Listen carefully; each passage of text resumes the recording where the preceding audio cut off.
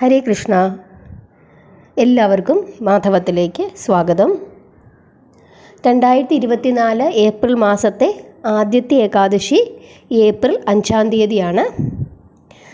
ആ ഏകാദശിയുടെ പേര് പാപമോചന ഏകാദശി എന്നാണ്. അപ്പോൾ തന്നെ നിങ്ങൾക്ക് മനസ്സിലാകുമല്ലോ ഏകാദശിക്ക് എത്രത്തോളം പ്രാധാന്യമുണ്ട് എന്ന്. ഏപ്രിൽ 5 തീയതിയാണ് ഏകാദശി. ചൈത്രമാസത്തിലെ കൃഷ്ണപക്ഷത്തിലെ 11ാം ദിവസമാണ് ഈ ഏകാദശിയായിട്ട് നമ്മൾ ആചരിക്കുന്നത്. ഇതിൻ്റെ ഫലസിദ്ധി എന്ന് പറയുന്നത് പല ജന്മങ്ങളിൽ നമ്മൾ ചെയ്ത പാപങ്ങളിൽ നിന്നെല്ലാം ഒരു മോചനമുണ്ടാകുകയും നമ്മുടെ മരണശേഷം നമുക്ക് വിഷ്ണു ലോകം, അതായത് ഭഗവാന്റെ പാദത്തിലേക്ക് നമ്മൾ എത്തിച്ചേരുമെന്നാണ് പറയുന്നത്. അതുപോലെ ഈ ജന്മത്തിൽ നമ്മൾ അനുഭവിക്കേണ്ടി വരുന്ന എല്ലാ സുഖങ്ങൾക്കും ഈ ഏകാദശി കാരണമാകുമെന്നും സൽസന്താനങ്ങളെ ലഭിക്കുന്നതിന് വളരെയധികം ഫലം ഈ ഏകാദശി നൽകുമെന്നുമാണ് പറയുന്നത്. അതുപോലെ തന്നെ ഈ ഏകാദശിയുടെ പ്രത്യേകത, ഈ ഏകാദശി എടുത്ത് നമ്മൾ പ്രാർത്ഥിക്കുമ്പോൾ മഹാലക്ഷ്മിയുടെ അനുഗ്രഹം വേണ്ടുവോളം നമുക്ക് കിട്ടുമെന്നും ഈ ജന്മത്തിൽ നമുക്ക് അനുഭവിക്കുന്ന എല്ലാ തരത്തിലുള്ള സാമ്പത്തിക പ്രയാസങ്ങളും നമ്മളിൽ നിന്നും വിട്ടകലുമെന്നുമാണ് പറയുന്നത്. ഈ ഏകാദശി എടുക്കുന്നത് എങ്ങനെയാണ് എന്ന് എല്ലാവർക്കും അറിയാം. ഏപ്രിൽ 5 തീയതിയാണ് ഏകാദശി എന്നുള്ളത് കൊണ്ട് തന്നെ ഏപ്രിൽ 4 തീയതി നമ്മളെല്ലാവരും രാവിലെ ഗോതമ്പോ മറ്റെന്തെങ്കിലും ധാന്യങ്ങളോ റാഗി അതുപോലുള്ള എന്ത് ധാന്യങ്ങളായാലും അല്ലെങ്കിൽ പഴവർഗ്ഗങ്ങളായാലും കഴിച്ചിരിക്കുക. തലേ ദിവസം, അതായത് ഏപ്രിൽ 4 തീയതി ഉച്ചയ്ക്ക് ഒരു നേരം ചോറുണ്ണാം. ആ ചോറിൻ്റെ കൂട്ടത്തിൽ നോൺ വെജിറ്റേറിയൻ ഭക്ഷണങ്ങളൊന്നും കഴിക്കാൻ പാടില്ല. വളരെ ശുദ്ധമായ ലഘുവായ ഭക്ഷണം കൂട്ടാനൊക്കെ ഉപയോഗിച്ച് നമുക്ക് ഉച്ചയ്ക്ക് ഒരു നേരം ചോറുണ്ണാം. വൈകുന്നേരം സന്ധ്യയ്ക്ക് മുമ്പ് നമ്മുടെ ആഹാരം കഴിച്ചു തീർത്തിരിക്കണം. പഴവർഗ്ഗങ്ങൾ കഴിക്കുന്നതാണ് ഏറ്റവും ഉത്തമം. ഇത് ഏകാദശി ദിവസത്തെ കാര്യമല്ല പറയുന്നത്, ഏകാദശിയുടെ തലേ ദിവസത്തെ ഒരിക്കലൂണിൻ്റെ കാര്യമാണ് പറയുന്നത്. എല്ലാവർക്കും അറിയാം. ഇനി ഏകാദശി എടുക്കുന്നതൊക്കെ നമ്മൾ പല വീഡിയോകളിൽ പല തലത്തിൽ പറഞ്ഞിട്ടുണ്ട്. എങ്ങനെയൊക്കെ ഏകാദശി എടുക്കാം എന്നുള്ളത് അത് വീണ്ടും ആവർത്തിക്കുന്നില്ല, എല്ലാവർക്കും അറിയാം. അപ്പോൾ ആ രീതിയിൽ നമ്മൾ ഏകാദശി എടുക്കുക. നമ്മൾ എങ്ങനെയാണോ എടുക്കാൻ ഉദ്ദേശിക്കുന്നത് അതേ രീതിയിൽ തന്നെ തുടരണം. ആവശ്യമില്ലാതെ നമുക്ക് സുഖമില്ലെങ്കിൽ നമ്മൾ ഉപവസിക്കാനൊന്നും പോകണ്ട. ഒരു നേരത്തെ ഭക്ഷണം കഴിച്ച് അതിൽ പൂർണ്ണമായി നമ്മൾ മനസ്സിലാക്കേണ്ടുന്ന ഒരു കാര്യം, ഒരു വിധത്തിലുള്ള ധാന്യങ്ങളും നമ്മൾ ഉപയോഗിക്കാൻ പാടില്ല എന്നുള്ളതാണ് വൈഷ്ണവ സമ്പ്രദായത്തിൽ പറയുന്നത്.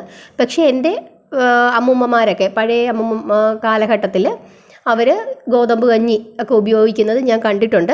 നമ്മൾ കേരളത്തിൽ അങ്ങനെ പഴയ ആളുകൾ അങ്ങനെ ചെയ്യാറുണ്ട്. പക്ഷേ വൈഷ്ണവർ, അതായത് ഭഗവാൻ വിഷ്ണുവിനെ മാത്രം പ്രാർത്ഥിച്ച് ജീവിക്കുന്ന വൈഷ്ണവർ ഒരു തരത്തിലുള്ള ധാന്യങ്ങളും ഉപയോഗിക്കാറില്ല. അവർ പഴവർഗ്ഗങ്ങളും പച്ചക്കറികളുമാണ് അവരുപയോഗിക്കുന്നത്. ആ കൂട്ടത്തിൽ ഒരു ധാന്യമെന്ന് പറഞ്ഞ് ഉപയോഗിക്കുന്ന ഒരു കാര്യം മാത്രമേ ഉള്ളൂ. അതെന്ന് പറയുന്നത് നമ്മളെല്ലാവരും എപ്പോഴും പറയുന്നതാണ് ചൗവരി ഇട്ടിട്ട് പാല് കാച്ചി കുടിക്കാം. ഭഗവാന് നൈവേദ്യമായിട്ട് ചൗവരി വെക്കാം, അത് നമുക്ക് ഭക്ഷിക്കാം.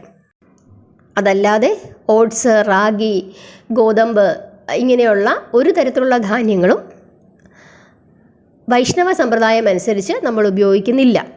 അത് നമ്മൾ പ്രത്യേകം ശ്രദ്ധിക്കുക.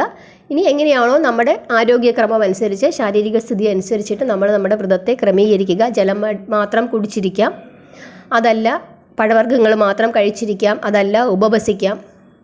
ഉച്ചയ്ക്ക് ഒരു നേരം മാത്രം നമ്മൾ സാധാരണ പറയുന്നത് പോലെ പുഴുക്കൊക്കെ ഉണ്ടാക്കി കഴിക്കാം. രാവിലെയും വൈകുന്നേരം ചായ കുടിക്കേണ്ടവർക്ക് ചായ കുടിക്കാം. നമ്മളുടെ ആരോഗ്യസ്ഥിതിക്ക് അനുസരിച്ചിരിക്കുക, അതാണ് ചെയ്യേണ്ടത്. ഒരിക്കലും വ്രതം നമുക്കൊരു ബുദ്ധിമുട്ടുണ്ടാക്കരുത്.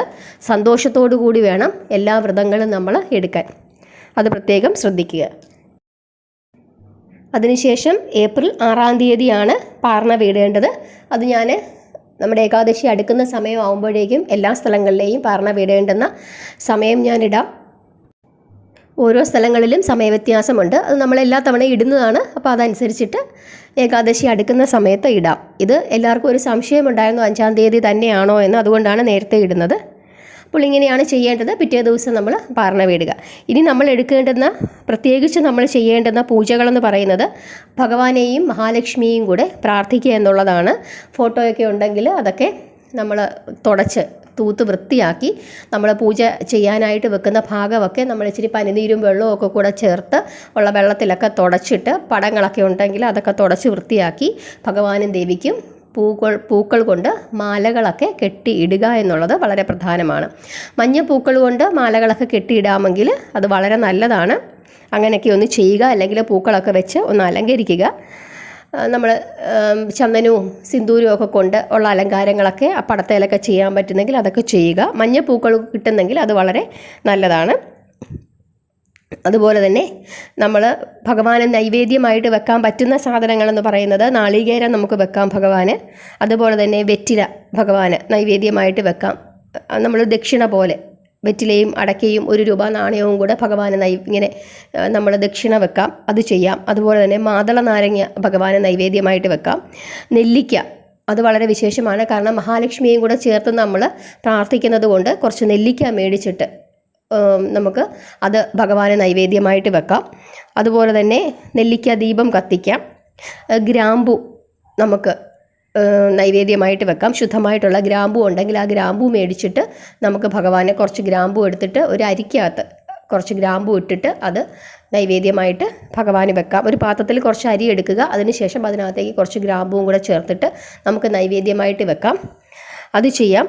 അതുപോലെ തന്നെ മഞ്ഞപ്പൂക്കൾ ചെയ്യാം. ഇതൊക്കെയാണ് നമുക്ക് ചെയ്യാൻ പറ്റുന്നത്. മഞ്ഞ കളറിലുള്ള മധുര പലഹാരങ്ങൾ ഉണ്ടാക്കി ഭഗവാന് വെക്കുന്നത് വളരെ നല്ലതാണ്. അങ്ങനെ ചെയ്യാം. അതുപോലെ തന്നെ പാല് കാച്ചിയിട്ട് ഏലക്കായ ഇട്ടിട്ട് പാല് കാച്ചിയിട്ട് അത് വെക്കാം. ഇനി പൂക്കൾ കിട്ടുന്നില്ല, നമുക്ക് മഞ്ഞ പൂക്കൾ കിട്ടുന്നില്ലെങ്കിൽ നമ്മൾ കുറച്ച് നല്ല അരി എടുക്കണം, പച്ചരി. നല്ല പച്ചരി എടുത്തതിന് ശേഷം അത് നന്നായിട്ട് കഴുകിയിട്ട് ഉണക്കാനായിട്ട് വെക്കുക. അത് പഴകിയ അരിയൊന്നും ആകരുത്. നന്നായിട്ട് കഴുകി അതിലെ വെള്ളം തോർക്കുന്ന രീതിയിൽ നമ്മളൊന്ന് ഉണക്കുക. ഉണക്കിയെടുത്തതിന് ശേഷം ഒരു പിടി അരി മതി.